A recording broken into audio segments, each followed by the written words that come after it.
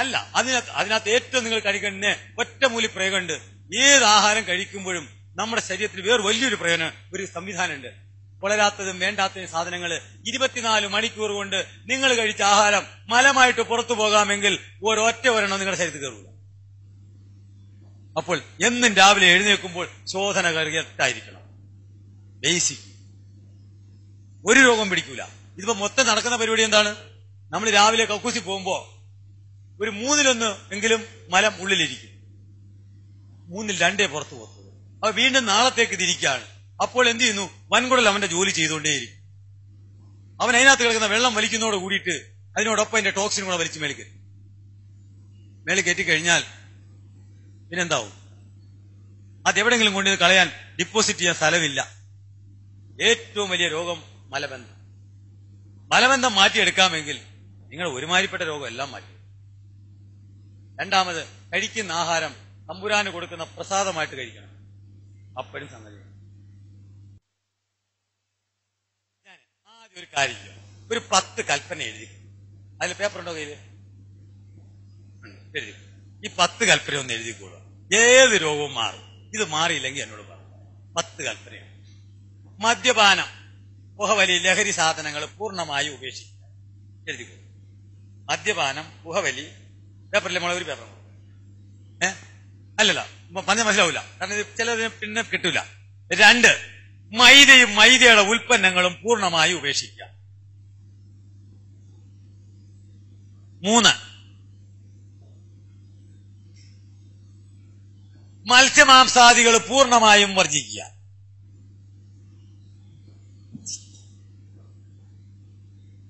4, കല്യാണം, പാർട്ടി ഇങ്ങനെയുള്ള സ്ഥലങ്ങളിൽ പോയി ഊണുണ്ണാതിരിക്കുക. കല്യാണം, പാർട്ടി, അവിടെ പോയി ഭക്ഷണം. അങ്ങനെ അത്രയും ഒഴിയാൻ വയ്യാത്ത ആളാണെങ്കിൽ വീട്ടിൽ നിന്ന് ഇടിച്ചമ്പന്തി കൊണ്ടുപോവുക. തിരിച്ചോറിനകത്ത് നമ്മുടെ പോക്കറ്റിൽ വെച്ച് സാധനം എടുത്തിടുക, അവിടെ തിന്നേച്ച് എഴുന്നേറ്റ് പോവുക. മനസ്സിലായല്ലോ? കല്യാണം, പാർട്ടി ഇങ്ങനെയുള്ള സാധനങ്ങളിൽ പോയി ആഹാരം കഴിക്കാതെ. എന്താ പറയുന്നറിയോ? ഇതൊക്കെ ഇട്ടാണ് ഉണ്ടാക്കുന്നത്. അജിനോമോട്ടോയും ഈ കളറും ടേസ്റ്റ്. നിങ്ങൾ എന്ത് കാര്യം ചോദിച്ചാൽ ചിരിക്കുന്നവരെല്ലാരും ഒരു കല്യാണ വീട്ടിൽ പോയിട്ട് നിങ്ങൾ ഉണ്ടേച്ച് വീട്ടിൽ ചെന്നാൽ തളർന്ന് കിടന്നുറങ്ങല്ലേ? ക്ഷീണം വെച്ച് കിടന്ന് കിടന്നു വാങ്ങുന്നോ? നേരം വെളുത്തെങ്കിൽ അല്ലേ നിങ്ങൾക്ക് ഒന്ന് എഴുന്നേക്കാൻ പറ്റുള്ളൂ. അപ്പൊ ഈ തിന്നൊക്കെ എന്തിനു വേണ്ടിയിട്ടാ? തളരാൻ. ഇതൊക്കെ അങ്ങോട്ട് ചെന്നാൽ ഈ ശരീരത്തിനകത്ത് ഭയങ്കര പ്രശ്നങ്ങളാണ്. അതുകൊണ്ട് നമുക്ക് ഇത്രയേ ഉള്ളൂ. എന്ത് കല്യാണവും പാർട്ടിക്കൊന്നും പോകുന്നില്ല. 5, പോകല്ലെന്നല്ല പറഞ്ഞത്. അല്ല അല്ല അല്ല അതിന് ഉച്ച ചമ്മന്തി കൊണ്ട് പോക്കൊള്ളുന്നേ. നല്ല ചമ്മന്തി കൊണ്ടുപോകും. 4, 5, ഉപ്പ് കല്ലുപ്പാക്കുക വീട്ടില്. കുടി ഉപ്പ് വേണ്ട, കല്ലുപ്പ് മതി. അയോഡിൻ ചേർന്ന അയോഡിൻ തിന്ന് എല്ലാത്തിനും തൈറോയിഡായി. അയോഡിനുപ്പ് തിന്ന് എല്ലാത്തിനും ഇപ്പൊ അയോഡിനാ. തൈറോയിഡാണോ എന്ന് പറഞ്ഞു തന്നെ. എന്തിനാണ് ഇത് ഉണ്ടാക്കിയെന്നറിയോ? അയോഡിൻ ചേർന്ന ഉപ്പ് നമുക്ക് തന്നത് 25 വർഷത്തിന് മുമ്പിട്ട് നമ്മുടെ ബക്കറ്റും 150 രൂപയും മേടിച്ചുകൊണ്ട് പോകുന്നൊരു പരിപാടി അറിയാമായിരുന്നോ? അതിന് പകരം ഇറക്കിയതാണ് കല്ലുപ്പ്. എന്താ വെച്ചാൽ കുട്ടികളുണ്ടാവൂല അയോഡിൻ ചേർന്ന ഉപ്പ് കഴിച്ച. അതിന്റെ ആധികാരികം വേണോ? ഇവിടെ ഇരിപ്പുണ്ട്. വെറുതെ പറയുന്നതല്ല. അതിന്റെ കോപ്പി എടുത്തോളൂ. അത് തരാം. നമുക്ക് അങ്ങോട്ട് പോകുമ്പോൾ തന്നേക്കാം. ഒരു കോപ്പി കൊടുത്തോളാം. എല്ലാവർക്കും വിതരണം ചെയ്തേരാം. അടുത്തത് പഞ്ചസാരയും കല്ലും. അത് ഒരെണ്ണത്തിനകത്ത് കൂട്ടിയാൽ മതി. അലൂമിനിയം പാത്രത്തിനകത്ത് ആഹാരം വെപ്പ് നിർത്തുക. ബേസിക് ആയിട്ട് ഉപ്പും പുളിയും നാരങ്ങായും ഒരു കാരണവശാലും അലൂമിനിയം പാത്രത്തിനകത്ത് കയറുക. അത് രാസപ്രവർത്തനം നടത്തും. കണ്ടോ? രോഗം വരുന്ന വഴികളാണ് ആദ്യം തടയേണ്ടത്. അടുത്തത് വെള്ളം പിടിച്ചു വെച്ച് മോളെ ഒരാഴ്ച കഴിഞ്ഞിട്ട് ആ വെള്ളം ഒന്ന് സൈഫൺ ചെയ്ത് കളയാം. അടിയിലൊരു വഴുവഴുപ്പ് കിടക്കുന്ന കാണാം. അതാണ് അലൂമിനിയം ക്ലോറൈഡ്. മനസ്സിലായോ? ഒരു കാരണവശാലും പ്ലാസ്റ്റിക് ബക്കറ്റിലല്ല, ഇതിനകത്താണ് ഏറ്റവും കൂടുതൽ. അത് അപൂർവമാണ്. അത് വെള്ളത്തിനകത്ത് വരുന്നത്. അതിന് പക്ഷെ ആ പ്ലാസ്റ്റിക് വെച്ചേക്കുന്നിടത്ത് നിങ്ങൾക്ക് വെയിലടിച്ചാലാണ് ഇത് കൂടുതലുണ്ടാവുന്നത്. ശ്രദ്ധിച്ചു നോക്കിക്കോളൂ. വെയിലടിക്കുമ്പോൾ പ്ലാസ്റ്റിക്കിനകത്ത് ഒരു പോളിമറേഷൻ നടക്കും. വെള്ളം കൂടെ ചേർന്ന് ഒരു രാസപ്രവർത്തനം അവിടെ ഉണ്ടാവും. ഓക്കെ. അത് കഴിഞ്ഞ് പാലും പാലിന്റെ ഉൽപ്പന്നങ്ങളും പൂർണ്ണമായും നിർത്തുക. പലവ്യഞ്ജനങ്ങൾ മൊത്തവും വാങ്ങിച്ചു കുടിക്കും. ഒരൊറ്റ സാധനങ്ങളും വെളിയിൽ നിന്ന് വരും. പഴവർഗ്ഗങ്ങൾ പൂർണ്ണമായും വെളിയിലത്തെ ഉപേക്ഷിക്കും. പാലു നേരത്തെ പറഞ്ഞാന്നല്ലേ, ഇല്ലായിരുന്നു? ഇല്ലായിരുന്നു.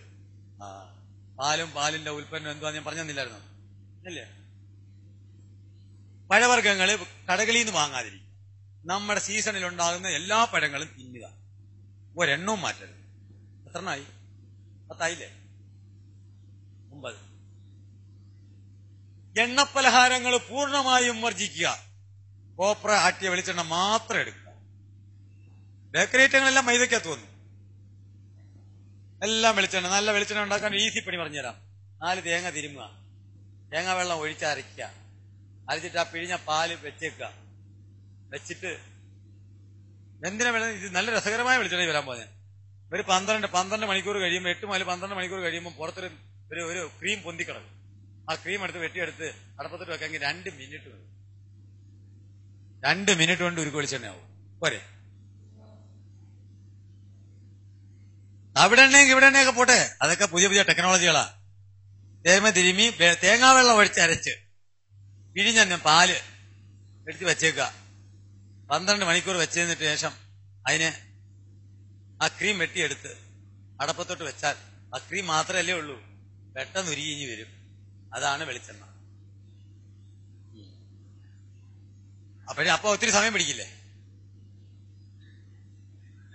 തേങ്ങാപ്പാല് വെച്ചേക്ക വെറുതെ. തേങ്ങാ വെള്ളം ഒഴിച്ചരയ്ക്കുക. അരച്ച് അപ്പഴേ പാല് മൊത്തം കിട്ടുള്ളൂ. എന്നിട്ട് ആ പാൽ നീ അവിടെ വെച്ചേക്ക. മിക്സിയിലടിച്ച് വെച്ചാലും മതി. 12 മണിക്ക് 8 മുതൽ 12 മണിക്കൂർ വരെ അവര് ക്രീം മേളി പൊന്തി കിടക്കും. നല്ല വിളഞ്ഞ തേങ്ങ ആയിരിക്കണം. അപ്പൊ തന്നെ എങ്ങനെ? അല്ലല്ല, അപ്പൊ അടി കിടക്കുന്ന വെള്ളം കൂടെ പറ്റിക്കേണ്ടി വരും. ഇത് മുകളിലത്തെ മാത്രം എടുത്താൽ മതി. അടി കിടക്കുന്നതിനകത്ത് ഒരു കുപ്പിക്ക് 1 ലിറ്ററിന് 1.5 സ്പൂൺ പഞ്ചാര ഇട്ട് വെക്കുക. ഇല്ലെങ്കിൽ വെച്ച് കഴിഞ്ഞാൽ 1 മാസം കഴിയുമ്പോൾ അത് വിനാഗിരിയായി.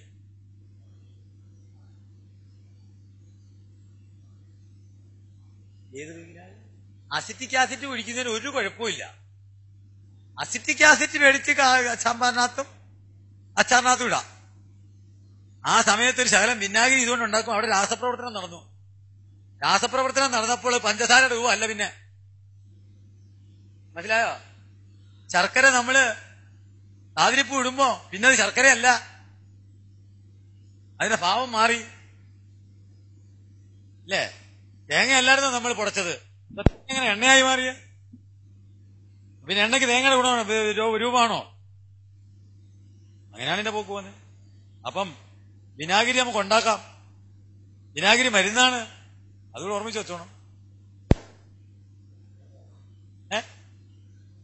പഞ്ചാര ഇട്ടിട്ട് 30 ദിവസം വെച്ചേക്കണം. അതപ്പോ ഒരു കാര്യം കൂടെ ചെയ്തേക്കണം. അടച്ച് കോർക്ക് ചൊവ്വ അടയ്ക്കരുത്. Cork tight അടയ്ക്കരുത്, പൊട്ടിപ്പോവും. അതിന് ഭേദം ഒന്നും വേണ്ടാന്നേ. തേങ്ങാ വെള്ളം എവിടെങ്കിലും കിട്ടുക, തേങ്ങാ വെള്ളത്തിനകത്ത് മസാല ഇടുന്നേ പെട്ടെന്ന് വിനാഗിരിയാവും. 21 ദിവസം മതി. 1.5 സ്പൂൺ പഞ്ചാര ഇട്ട് 1 ലിറ്റർ 1.5 സ്പൂൺ പഞ്ചാര പെട്ടെന്നാവും. 1.5 സ്പൂൺ മസാല എപ്പോഴും ലൂസ് ചെയ്ത് വെച്ചേക്കണം, ടൈറ്റായിട്ട് അടയ്ക്കരുത്. അപ്പം ഈ 10 കൽപ്പന ഉണ്ടെങ്കിൽ മാറാത്ത രോഗങ്ങളൊന്നുമില്ല. ഇത് കഴിഞ്ഞിട്ട് മതി ബാക്കി കാര്യം. ഇത് ചെയ്യാമെന്ന് ധൈര്യമുള്ളവർ മാത്രം എന്നോട് ക്വസ്റ്റ്യൻ ചോദിക്കുക.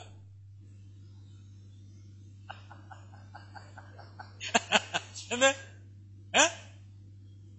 എങ്ങനെ? ഭയങ്കര ഇപ്പോഴത്തെ ശർക്കര ഉണ്ടല്ലോ, ഒരു കാരണവശാലും അലിക്കാതെ കഴിക്കരുത്. അലിപ്പിക്കണം. ഊഴിയ സിമെന്റും കുമ്മായം പ്ലാസ്റ്റർ ഓഫ് പാരീസ് ഈ 3 എണ്ണമാണ് ഇപ്പൊ ചേർക്കുന്നത്. പണ്ട് മുറിക്കകത്ത് ചൂട് സമയത്ത് വെച്ചാൽ പോലും ഉരുവായിരുന്നു. ഇപ്പം വെയിലത്ത് കൊണ്ടിട്ടാൽ പോലും ശർക്കര ഉരുവത്തില്ല. എന്താ? സിമെന്റും കുമ്മായവും പ്ലാസ്റ്റർ ഓഫ് പാരീസ്. അപ്പൊ അതുകൊണ്ട് എപ്പോഴും അരിച്ച് അതിന്റെ തെളി മാത്രമേ എടുക്കാവൂ, ഡയറക്റ്റ് തിന്നരുത്. ഇങ്ങനെ ജീവിക്കുമെന്നാണ് ഈ ചിരിയുടെ അർത്ഥം. അതാണ് ഇപ്പൊ ഈ ചിരിച്ച ചിരി എനിക്ക് എന്നെ നോക്കിക്കൊണ്ട് ദയനീയകരമായ അവസ്ഥയിലൊരു ചിരി. അതിന്റെ ഉത്തരം ഓരോന്ന് എന്നോട് ചോദ്യം. നിങ്ങൾക്ക് എന്താ ഉണ്ടാക്കണമെന്ന് പറ.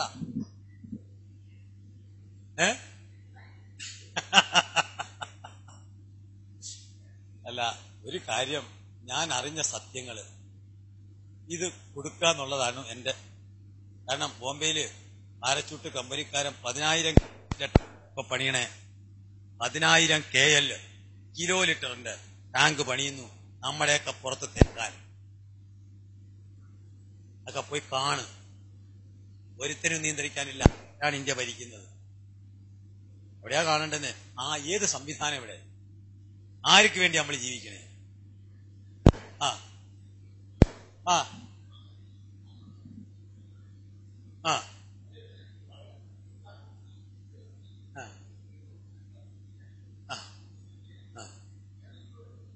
അല്ല, ഞാൻ അതിനകത്തല്ല ഉദ്ദേശിക്കുന്നത്. BTC ഞാൻ ഗ്യാരണ്ടി മോഹൻലാൽ എന്നാണ് ഡോക്ടറായത്. അതിന് പരസ്യം കൊടുക്കാൻ ആരാണ് പെർമിഷൻ കൊടുത്തത്? ഇല്ല. 2, 916 ക്യാരറ്റിന്റെ സ്വർണം പറയുന്നത് മോഹൻലാലും മമ്മൂട്ടിയും ജയറാമും. ഇവരെന്നാണ് തട്ടാനായത്? അല്ലല്ല, നമ്മൾ ചോദിക്കുന്ന ചോദ്യം നിങ്ങൾ എന്നാണ്? അറിയാം. അല്ല, അത് എനിക്ക് പേടിയില്ല. അതെനിക്ക് പേടിയില്ല. എന്നോട് ഞാനൊരു ദൈവവിശ്വാസിയാണ്. അയ്യോ എന്റെ പൊന്നെ, 36% ഡ്രഗ്സ് ആണെന്ന് ഡൽഹിയിൽ തെളിയിച്ചു. 2 മാസം കമ്പനി പൂട്ടി. കാശും കൊണ്ട് അവൻ അവിടെ ചെന്നപ്പോൾ കമ്പനി വീണ്ടും തുറന്നു. ഇവിടെ കാശാണ് മാധ്യമം. ഇവിടെ കാശുണ്ടോ? ഇവിടെ ആരെയും കൊല്ലാം. സത്യമല്ലേ ഇത്? അല്ലല്ല, പരസ്യക്കാരൻ വീട്ടിലല്ല ചെല്ലണ്ടെന്നേ. ഇതിന് പെർമിഷൻ കൊടുക്കുന്ന നമ്മുടെ അധികാരികളുണ്ട്. അവന്റെ വീട്ടിൽ പോയി സത്യാഗ്രഹം ഇരിക്കുക. രാവിലെ അവിടെ ചെല്ല്. അല്ലാതെ നമ്മള് പരസ്യം കൊടുക്കുന്നതിന് അവനെ പ്രയോജനം ഇരിക്കുന്നത്.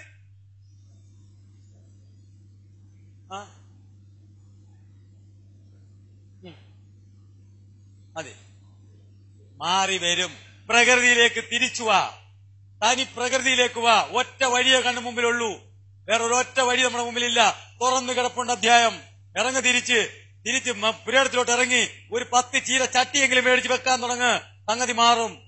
വെളിയിൽ നിന്ന് സാധനം മേടിക്കില്ല എന്ന് നിങ്ങളൊന്ന് ഉറച്ച തീരുമാനം എടുക്ക്. ഇവിടെ അന്നേരം ഞാൻ ആദ്യമേ ഒരു വാചകം പറഞ്ഞു, ഇവിടുത്തെ മൊത്തം റബ്ബറും വെട്ടും. അല്ലാതെ ആ പൈസ കൊണ്ട് നിങ്ങൾ അവിടെ പോവില്ല. അപ്പോൾ നമ്മൾ അധ്വാനിക്കാനായിട്ട് തുടങ്ങ്. അല്ലാതെ മാധ്യമക്കാരനെയും മറ്റവനെ അല്ല പിടിക്കേണ്ടത്. അതായി അടിച്ചു പിടിച്ചേ. അവിടെ പ്രസക്തി അവിടെയാ. എല്ലാം ശരിയാവും. ഏത് ശരിയാവില്ല എന്ന് പറ. ഇവിടെ മാധ്യമക്കാരനെയൊക്കെ കൊണ്ട് വിട്. ഇവിടെ നമുക്കൊക്കെ പ്രസംഗിക്കാൻ ഇഷ്ടം പോലെ സാധനമുണ്ട്. പ്രസംഗിക്കാനെ ഇഷ്ടം പോലെ കിട്ടും. അധ്വാനിക്കാൻ ഒരുത്തിനും കിട്ടുന്നില്ല. എല്ലാം പ്രസംഗമാണ്. അത് മാത്രമേ ഇവിടെ നമുക്ക് പറ്റിയാടി. നിങ്ങൾ ഈ കാണുന്നത് അത് ജീവിതത്തിലോട്ടൊന്ന് പകർത്തി നോക്ക്. എന്ത് രസമാണെന്ന്. പണ്ട് നമ്മള് കരിമുള്ളു വരെ ചെത്തി, മടല് വരെ വരഞ്ഞ് കൊത്തിട്ട് അതിന്റെ കുരു മാത്രം ചീന്തി, ചവണി വരെ വെച്ച് അരിഞ്ഞ് ആവിച്ച് തിന്ന്, അതിന്റെ പൂഞ്ഞെടുത്ത് തീയൽ വെച്ച് ചക്കക്കുരു ഇട്ട് ഇത്തിരി തേങ്ങയും ഉണക്കലിട്ട്, അത് കഴിഞ്ഞിട്ട് അതിന്റെ ചക്കക്കുരു കൊണ്ട് ഒരു തോരൻ വെച്ച്, അതിനകത്ത് പിച്ചണ്ടിയൊക്കെ തീരുന്ന സമയമാണെങ്കിൽ 2 പിച്ചണ്ടിയും കൂടെ അതിനകത്ത് അരിഞ്ഞ് പൊളന്നിട്ട് ഇട്ടിട്ട് തോരനും വെച്ചു. പാട കൊണ്ടൊരു അവിയല്. ചക്ക കൊണ്ട് ഇല്ലാത്ത കളികളൊന്നും ഇല്ലായിരുന്നു. പക്ഷെ അന്നൊരു ഗുണം ഉണ്ടായിരുന്നു. കൈ കാശില്ലായിരുന്നു, ദാരിദ്ര്യം ഉണ്ടായിരുന്നു. അതായിരുന്നു നമ്മുടെ ഇത്. വെടിക്കെട്ട് അതായിരുന്നു. അന്ന് രോഗമില്ലായിരുന്നു. അപ്പൊ തീറ്റ കുറച്ചാ എന്തുണ്ടാവാം?